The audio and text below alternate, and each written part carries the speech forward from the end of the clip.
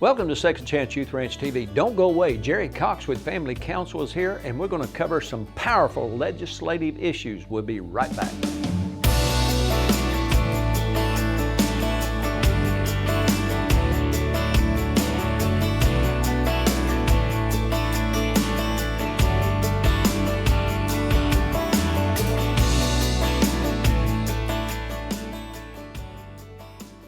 Welcome to Second Chance Youth Ranch TV. I'm your host, Perry Black, and on this show, we have Jerry Cox with Family Council, a personal friend. Want to be totally transparent, even though we've never had dinner. That's true. But that we see each true. other occasionally at the Capitol. We do. And frequently on set. Mm-hmm. And as a ministry, Family Church Bryant, we have supported you since 1990 Yes. at Family Council. Mm-hmm. Yeah, you're probably one of the most senior supporters of Family Council. I get a senior discount. I do know that. But we sure do appreciate it. We appreciate everybody around the state that helps us. I tell people it's like putting fuel in the gas tank. It gets us down the road. We appreciate it. So before we get too involved in all the legislative and social issues, we've supported, and we probably started as a baby church in a shopping center, $25 a month. We've gradually raised that a little bit. So do little gifts of $5 and $10 help y'all help families in Arkansas? Boy, I tell you what, if I could have a bunch of $10, $20, $25 a month gifts, I'd take that over the big donations all day long. The one-time donations. Yeah, the big one-time ones, because those smaller donations, if you have enough of them, we'll do the math. Yeah. $125 gifts, that's $2,500 a month right there. I'll make it simpler than that. Yeah. There's 3 million people in Arkansas, 3 million. Mm-hmm. If everybody would give $1, Yeah. we could solve the foster care crisis. We could assist families that are struggling through Family Council, all these legislative issues. Mm-hmm. So but a lot of people watch and say, well, I just don't have much. Jesus saw a widow give 2 mites, said she outgave everybody, not just all the rich people, all of them put together. Yeah. Yeah. And that's just a reality. And I see it all the time at the office, where we do have some people, a lot of people really, that are very faithful $25 a month donors. They've been doing that for years, and you do the math, it adds up to thousands of dollars over time. So it is a big help, but you know, God meets our needs, doesn't He? He absolutely does. Through good people out there. Now, for anybody that sees you in the news and they recognize your face and they've heard of Family Council, let's give them about a small paragraph. You're a Lake Village, Arkansas guy, is that right? Well, I taught school down there for about 5 years. I actually grew up in Sevier County, in the other corner of the state. And so that's my home, is around Dirksen, DeQueen, Nashville area and all. But I've been, the song I've been everywhere, when it comes to Arkansas, I believe I've been just about everywhere. So you're an Arkansas guy, and somehow you went from education. So give us a little brief synopsis. How'd you go from being an educator to founding Family Council how many years ago?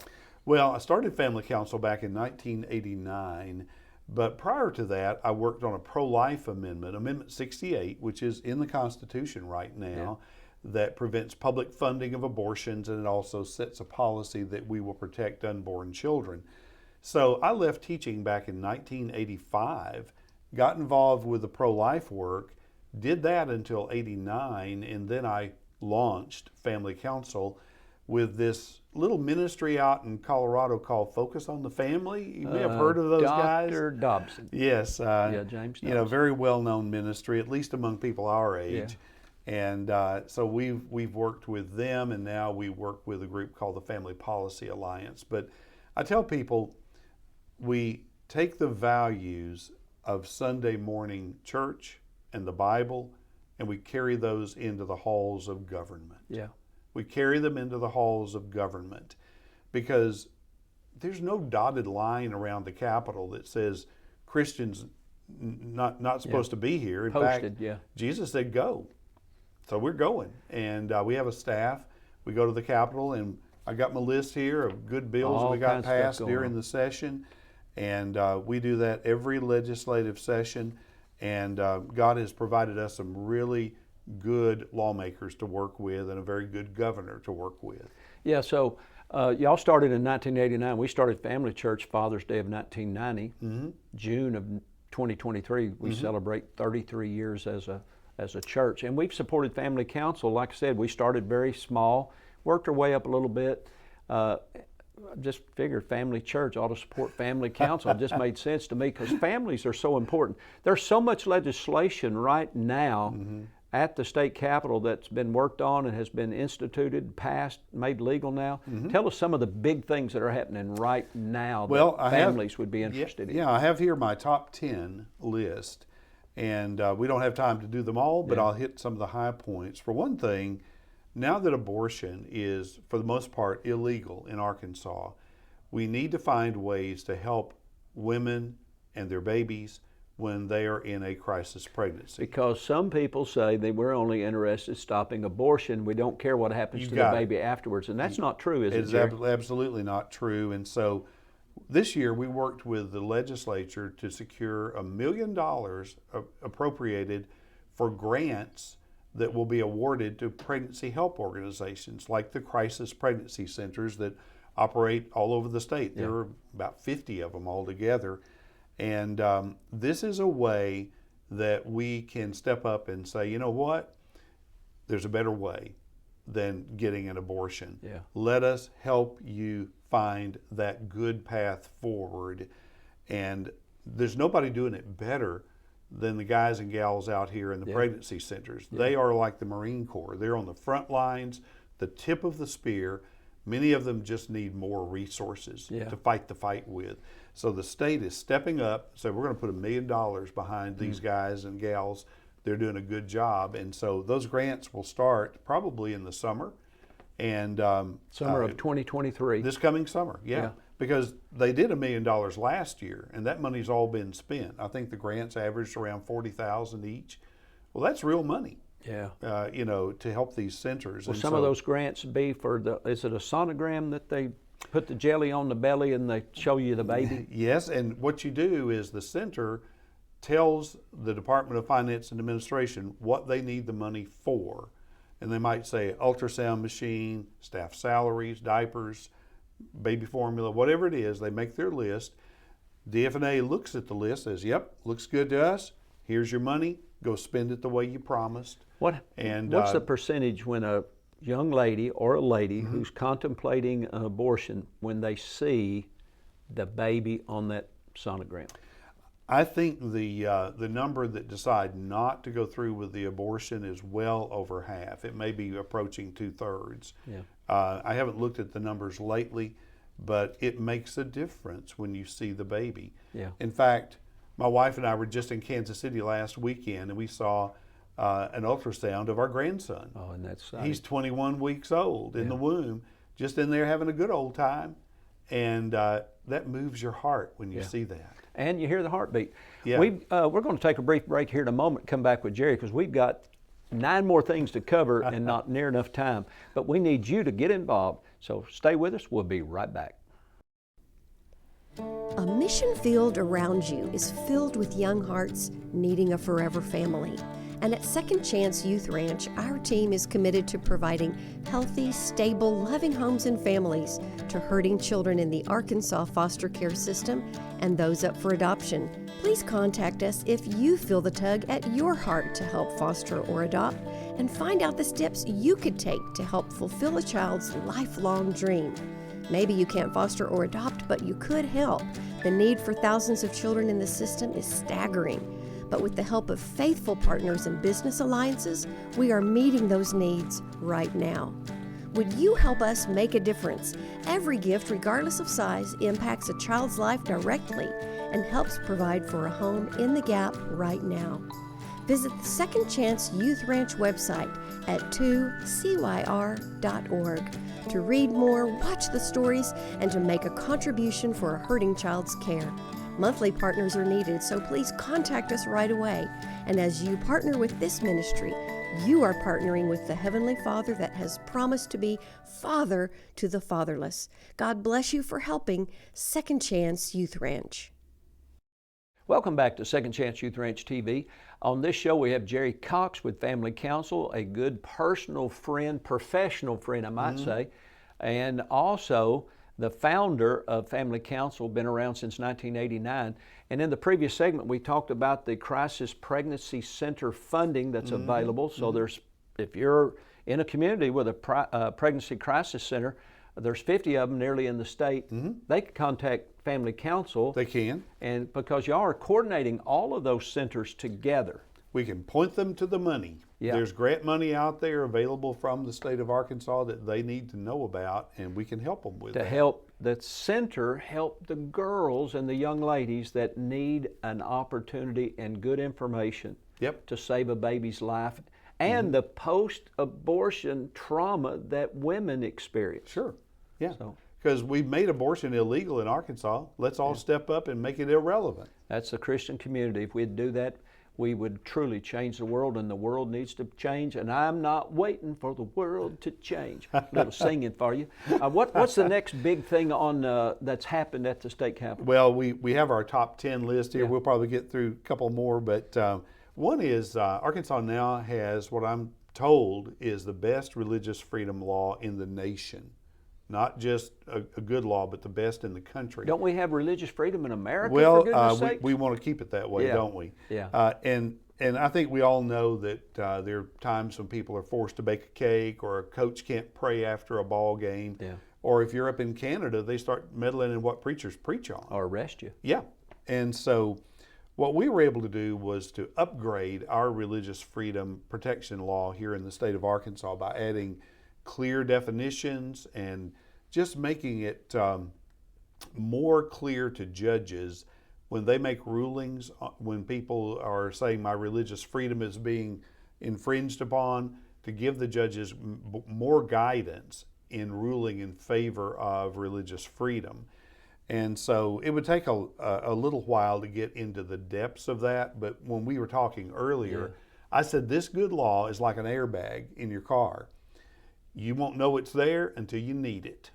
And when you get in a bad way and your religious freedom is being stomped on, you're going to reach for a tool, and it's going to be this good law, and it will serve you well in protecting your religious freedom. So in America, have we moved to the place yet where preaching right out of the Bible could be deemed by some as grounds for a lawsuit? Oh, I think you and I both know that there are people out here who would say that even right now. College professors and people on the far left and all that. All it would take would be for enough of those people to be in elected office, to be holding judgeships, and be in other positions of influence, and it's lights out then for people that are trying to share the gospel, unless you have something to fight back with in court and otherwise. And that's what this is a good tool. Well, I hear people say this, and I'm sure there might be a viewer or two who think this. But Jerry, this is all about politics. What role does politics and social environment and Christianity, how is all that supposed to work? Well, I tell you, you may not be interested in politics, but politics is very interested in you. Yeah. They're going to tell you where your kids go to school. They're going to tell you how much your taxes are, how fast you drive. Can you murder somebody? All of those things, how many ducks you can shoot, all kinds of things politics will tell you. And what we believe in, and I know you do too, is in limited government that's there to protect our God-given rights. Yeah. Well, what is more God-given than freedom of religion?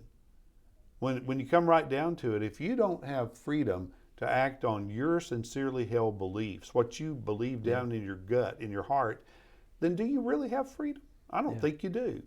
And so it's fundamental to who we are as Americans.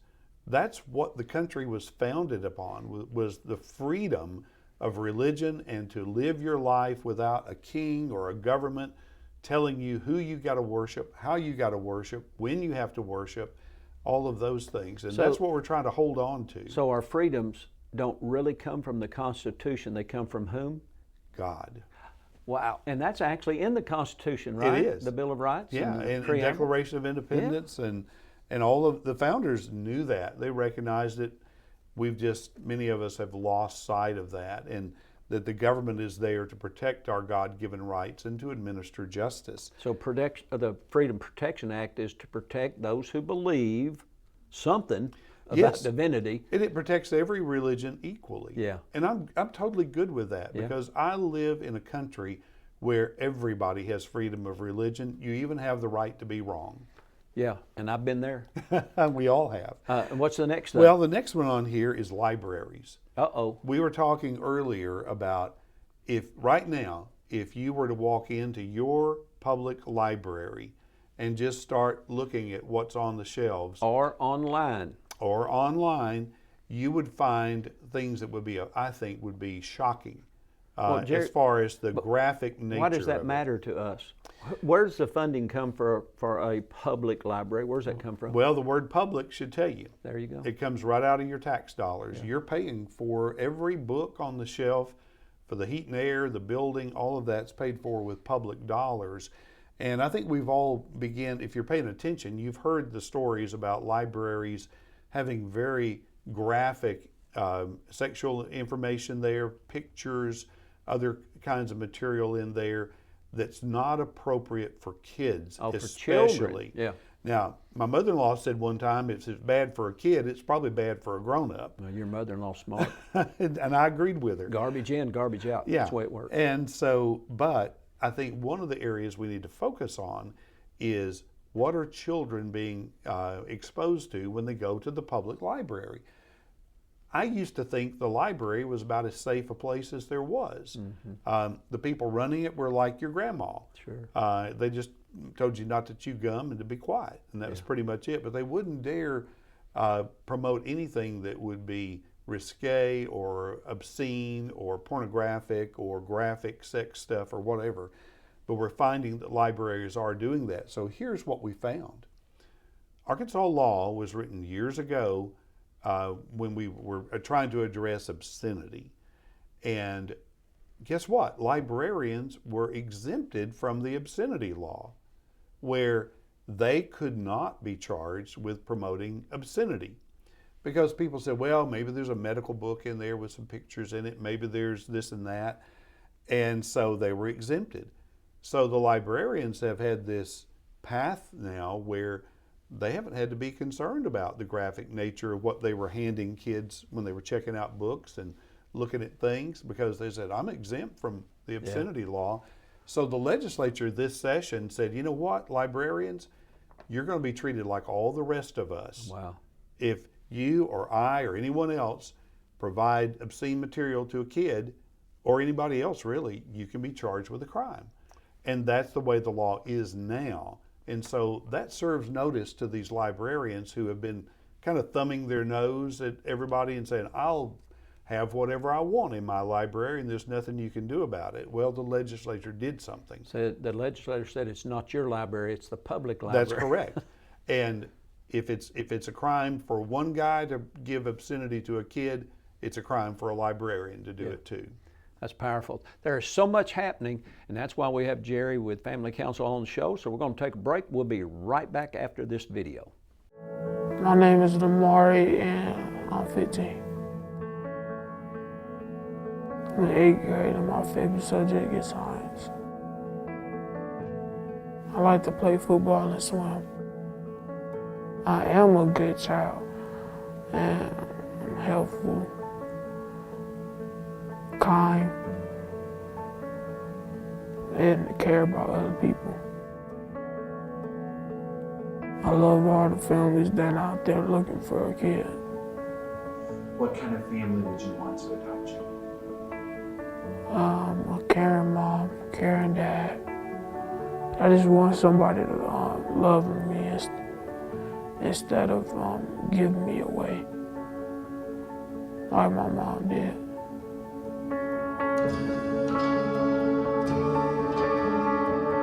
What would you want to do with a family? See new things, go on trips. What's it like not having a family? It's not like you wanted it to be. What do you want your life to be like? Peaceful. And not having to be in facilities and going back places to places that I don't belong.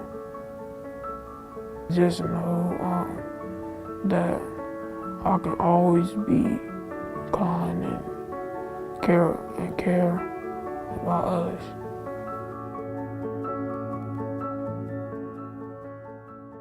Hey, welcome back to Second Chance Youth Ranch TV. If for some reason you're just now joining us, Jerry Cox with Family Counsel is with us. And Jerry, there is so much happening in our society.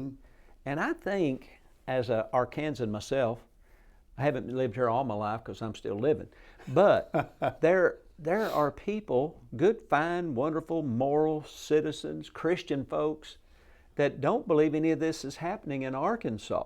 But the world's gone off the rails.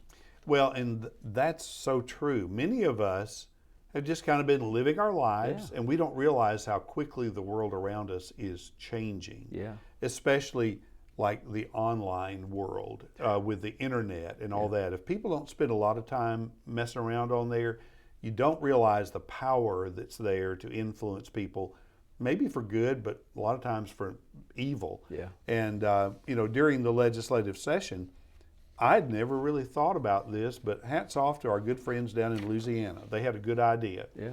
They passed a law down there that says before a person can access an internet pornography site, they have to upload a copy of their driver's license to prove they're over 18. And so guess what? Arkansas passed the same law this time around. And so I hope that will protect a lot of our young people, especially boys, from accessing some of the material that they really should not be accessing online. And it serves notice to these porn sites that they can't just put all this filth out there and somehow say it's not my problem. Yeah. And so this is a good step in the right direction. It requires the uploading of a driver's license before you can access the site. Yeah, people say, well, you're just making life hard on people because everybody doesn't have a driver's license. Well, I think it says some other photo ID, whatever, it has some other caveats in there. But you and I know the answer to that, I think, is everybody has to prove who you are some way. I worked in neighborhoods in retail where people had to have some sort of an ID in order to cash a check or to have a transaction of some kind. So, but it's all those who want to make an excuse why we can't do the right thing for the right reasons. Sure. The other good bill that we had the privilege of working on is, you hear a lot about sex change procedures on kids. Yeah. People doing surgeries on kids to make boys into girls and vice versa, or giving them hormone puberty blockers and all those kinds of things. And see, Arkansas passed a law 2 years ago that says you can't do that to a kid, but that law is tied up in court right now. So we worked on a bill with the Attorney General and with Senator Stubblefield and I think Representative Bentley that says, okay, you're a doctor, you're going to do these procedures to a kid. We're going to make it so that kid can sue you for damages up until they get to be 33 years old. Wow. And so if somebody gets a 5-year-old boy or girl in here and they do bad things to them and that person is not able to make that decision on their own, they can hold that doctor accountable all the way until the victim of that is 33 years old. Yeah. So I hope that makes people say, you know what? If I'm going to do something, I better be sure that it's done in such a way that I don't get myself sued down the road. And so that's a good law that, quite frankly, protects trans individuals or anybody that's been harmed by one of these procedures would be able to sue until they're age 33. Well, we don't typically, other than without a hardship, you don't get a driver's license until you're 16. You typically can't vote till you're 18. Can't buy cigarettes, can't buy alcohol. Yeah. But you can go out here and change your gender or try to change your sex. As a child. As a child. And that makes absolutely no common sense whatsoever. No. And so kids that are a victim of that would be able to sue. Also, restrooms and changing facilities at schools. Yeah. We were able to work on a bill that says that the schools must have their changing facilities, bathrooms, locker rooms for the biological sex of the people. So boys go to the boys' room, girls go to the girls' room, and you have to abide by your biological sex. No 14-year-old boy is raising their hand saying, I'm a girl, so I'm going to go shower with the girls. If a person is uncomfortable with either boys or girls facilities, the school can set up a separate facility for them where they're in there individually alone. Yeah. And so I think that's also a good law that protects the privacy of our kids. People say, well, what about the student that's having gender issues? We need to have sympathy for those students. Sure. But on the other hand, what about the other 25 kids that are in the dressing room whose privacy is about to be invaded if you allow that person of the opposite sex in there? They have rights too. Yeah. And we're trying to balance that. Yeah. It seems that we've come to a place where we're catering to a very, very small percentage of people and forsaking the rights of 94 or 98% of the population. That is correct. That is correct. And of course, we had the Arkansas Learns Act, Yeah. the Comprehensive Education Reform Bill. That would be half a dozen shows because that bill was 144 pages Yeah. long. It does provide funding for kids to go to non-public schools or home schools. Much of that will not kick in for another 2 or 3 years. Yeah. So don't expect a lot of changes this fall, but it will be a gradual process. Yeah, and it's currently under a lawsuit as It well. is, and there will be a lot of wrangling and weeping and gnashing of teeth over that. Sounds like politics. It is. But you know, those of you that are viewing, all of these issues, you say, well, this Second Chance Youth Ranch, what does this have to do with fostering, mentoring, and adopting? Actually, everything.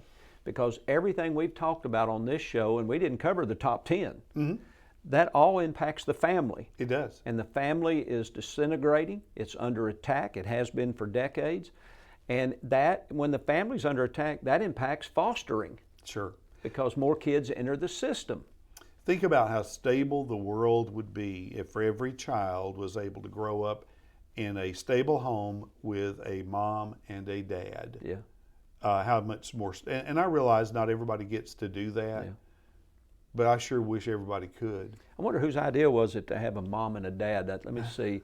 Let us create man in our image, male and female. He created them. I said recently at church, God created male and female. Others, someone else created anything beyond male and female. That's correct. That doesn't sound loving and kind, but it is a living reality. And you either believe the Bible or you don't. That's correct. And we don't have the authority to change the Bible, but it has the power to change us. All these issues impact the family, and all the issues that impact the family impact fostering, mentoring, and adopting. And that's why Second Chance Youth Ranch TV is on the air, is to get you involved and get you informed, to get you engaged, because when good people do nothing, tyranny reigns. So we encourage you to contact us right here at 2CYR-TV or 2CYR.org or Family Council and support the work of Family Council and Jerry Cox. Thanks for being on the show. So glad to be here. And we'll see you next time. Bye-bye.